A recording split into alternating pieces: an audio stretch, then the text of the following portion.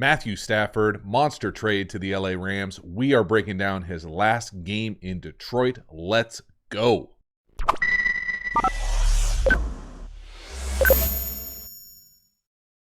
Welcome to the QB School. I am JT O'Sullivan. Today we are breaking down Matthew Stafford. Fresh off a big trade to the LA Rams. Why is Sean McVay so excited?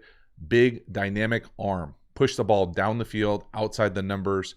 There's some carryover, small carryover, from what he's been asked to do in Detroit to what they will ask him to do with the wide zone, play action, play pass world. What that looks like, we are breaking down one game, small sample size, but shows off a lot of what I think Matthew Stafford's core characteristics, high kind of transferable traits are. And that is pushing the ball down the field, dynamic arm, making some special throws, but then making some kind of head scratchers.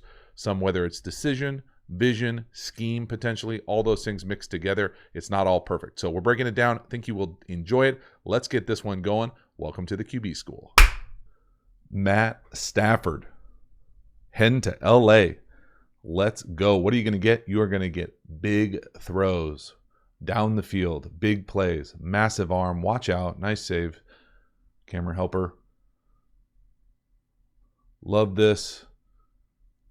Massive throw. Outside the numbers, down the field, accurate strike. The arm has never been a question. For me, concept-wise here, this is just a big little post corner, top of the screen.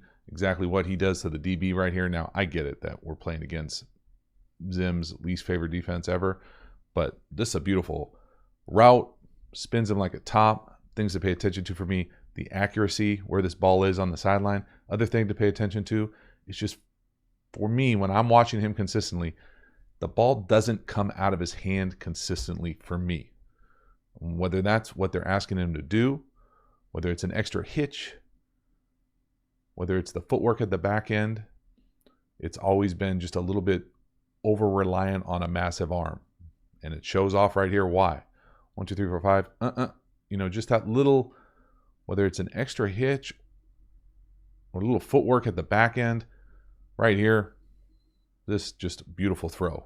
Dynamic, great start, some great throws in this game, some big, big plays. Next one here, a little 2x2 squeeze condensed set. Going to see a lot of that with the Rams and McVay. This is a great job. Check what he does to the middle field player, 41 here. Eyes off, come back, rip it. Strike, an absolute laser.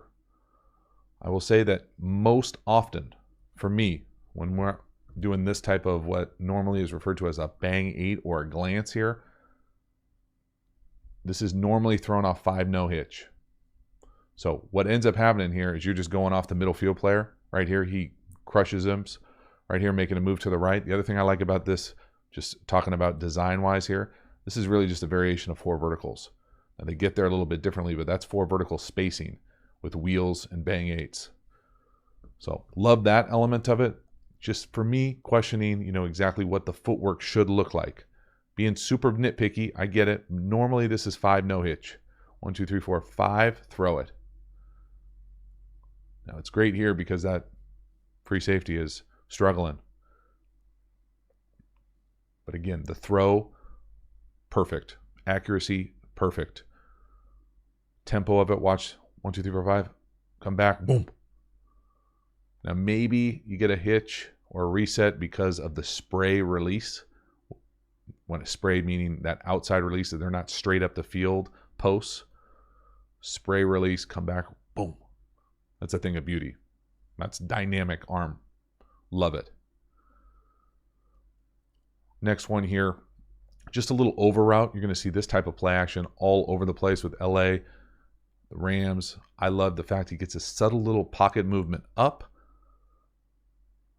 drops the arm down a little bit, changing the arm angle right here. Again, you're going to get this wide zone action the Rams are famous for. We'll split flow with the wing set up, and then he's going up in the pocket and has to just touch it in over this linebacker. Thought that was Cullen Loeffler for a hot second. Beautiful throw. Again, love to see him using multiple clubs in the bag. Obviously has the driver, but it's got some nice touch too. This is just a simple over route. but there's nothing simple about the pocket movement here. Up, subtle touch, really nice job fitting it in. Not necessarily a massive window, but not necessarily great coverage by any means either. Obviously, the Vikings struggling a little bit on the back end defensively. But again, just the fundamentals-wise, when he hitches up here, both hands on the ball, rip through, arm drops down a little bit. Love to see it. Just smooth, great release. Really great control of the ball. So from there, another one now. We go from 3-1. This down here is just a great double move at the bottom of the screen. Corner eats it. Whoop. Got no chance. But a bit, again, that's college open. But it's a great job. Again, his vision, the type of throws and double moves that you carry with a quarterback like this, with an arm like that. Again, there's no wasted movement there, that he is ripping that thing because he's so wide open. But again, you know, how much of this is really Stafford versus how much of this is not the greatest back end in the world. And that's a nice route. But I love the fact that he throws so many balls accurately down the field, outside the numbers. They're not, you know, post down the middle of the field. They're not taking a lot of chances down the middle of the field. Those are outside the numbers shots, one-on-one shots. But it's not all perfect. And it really has never been by any means. Right here, he's throwing it in up top to a wide receiver getting bracketed, and this thing hits the safety in the chest. I mean, this is either a miscommunication, a lack of vision, not understanding what they're trying to do read-wise here. But these, to me, are the things that, you know, the interceptions where you're kind of like, you know, in the meeting room, you'd be like, explain to us what exactly you're seeing here, because I have no idea. This looks, I mean, there's no threat of him getting hit here or anything. This is a great, that thing hits him in the chest. And so those are, there's types of interceptions, right? There's picks, there's tips, there's, you know, some contested throws. This is one where, to me, this is the outside wide receiver is getting bracketed. It's a 2-on-1. That safety is over the top, not playing half field coverage. He's not getting depth. He is sitting on that number one receiver.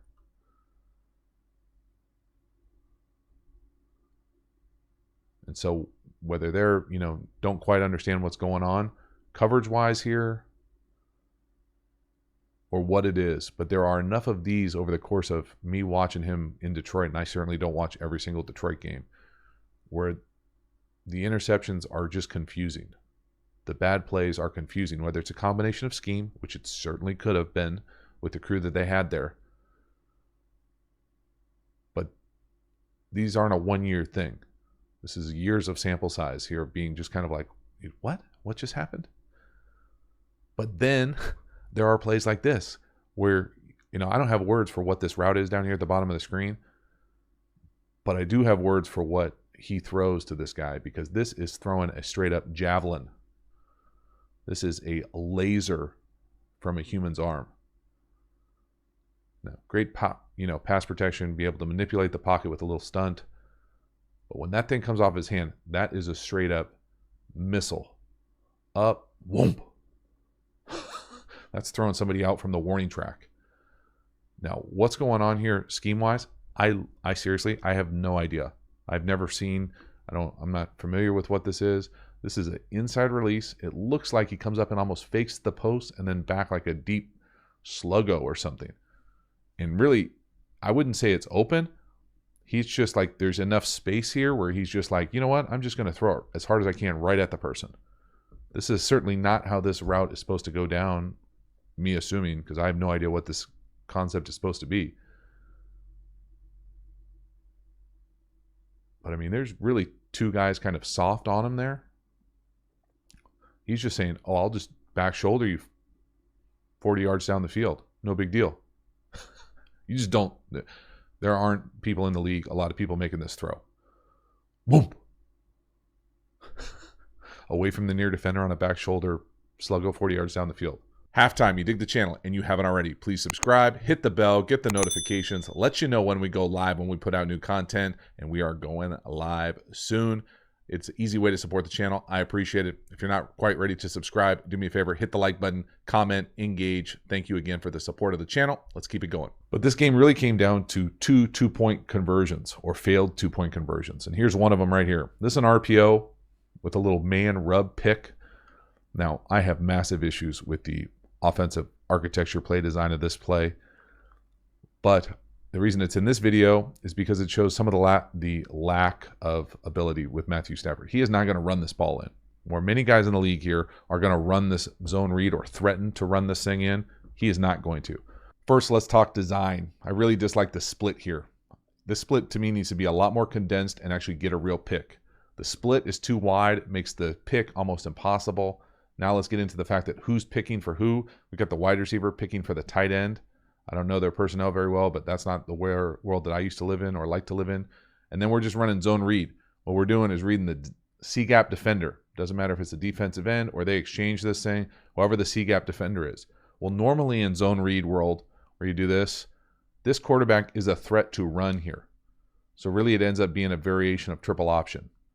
Not so with Stafford. This is a run or pass option only. There's no triple option element here.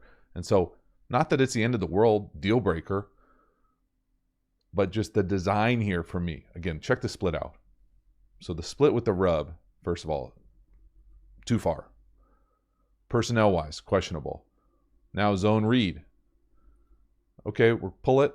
Where are you supposed to go with the ball? There's nowhere to go with the ball. More than anything else, just the idea being that if we're going to zone read this C-gap defender, they exchange it with the linebacker. You can see the defensive end take the B gap. Right there, he's not threatening to run downhill. He's going to throw that thing the whole way. You can see the space that a lot of guys would take to the right there.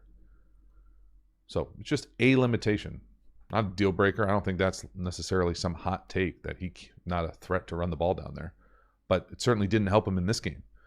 He had a great day throwing, and this was probably my favorite throw of the game. This is a big A, capital A throw on a little follow post. This is an absolute strike. I love the anticipation, the tight window, the design of this thing. Big play action, come up, let it rip. This is, in my opinion, the best of the best combination of getting the ball out on time, driving the ball off play action. Lots of good stuff here. So this is a variation of scissors. A lot of teams will run scissors where it's post, then corner. Another variation that they run right here is corner, and then what most teams call a follow post. Whether he lulls here or is second here and then hits it. Again, amateur hour in my opinion on who's on the ball, who's off the ball here. Easy way to tell defensively who's going deep. Here and then here. Now the thing about it is when he lets this thing go, these guys are like right here. Okay, he keeps running to the corner. He keeps going in here and he's able to fit it in this window. Just an absolute strike with the anticipation of what's going on. This gets you excited if you're a Rams fan right here. I'll pause it right when he goes to throw this thing. He's separating right there. You can see the ball back, the two wide receivers. Neither one of them are in their route yet, the corner or the post. Just an absolute strike. Capital A. Boom. Let's go. One time full speed. Big fake. Let it rip. That is outstanding quarterbacking. So good on so many different levels. Gets the ball out on time and drives it. Those are all the best worlds right there, quarterbacking. But it came down to this one. This is a 2-point conversion for the tie. They end up not getting the ball back. The Vikings do a great job closing this thing out, 4-minute offense. So this is to tie it. And really, we got runaways all over the place. The tight end up top is in the flat. Everybody else is running what looks like a variation of mesh. Nobody wins. There's no great throw here that he misses. I will say that he's probably disappointed in himself with the ball location here more than anything else. We talk a lot about when the defender's back is turned. Right here, bottom right of the screen, that defender's back is turned. You can put that thing anywhere. Now, he might think that he's going to slow down and go back shoulder and stop there, but really you just need to give him a chance more than anything else. They're either not on the same page or he misses, or both. But again, for as great of a game as he had throwing the ball, touchdown passes, chunks down the field, tight red zone, condensed ability, not going to run it in, not on the same page. Again, I think scheme here has some issues as far as just creativity, what they've always been doing associated with the crew that they had there. But again, this is probably a throw that he expects to make, especially in this type of situation. Not necessarily make, but at least give his guy a shot. High back five. I would say most guys are going to find a way to give their receiver a chance there. Just a chance.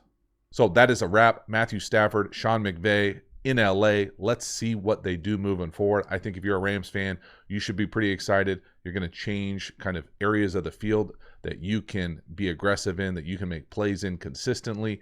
We'll see what that looks like moving forward. They certainly gave up a lot. Who knows who's going to win this trade? Probably won't know unless the Rams come out and win the Super Bowl next year within the next few years. But it's exciting. It's that time of year. Thanks so much for hanging to the end. I will see you next time. Have a good one.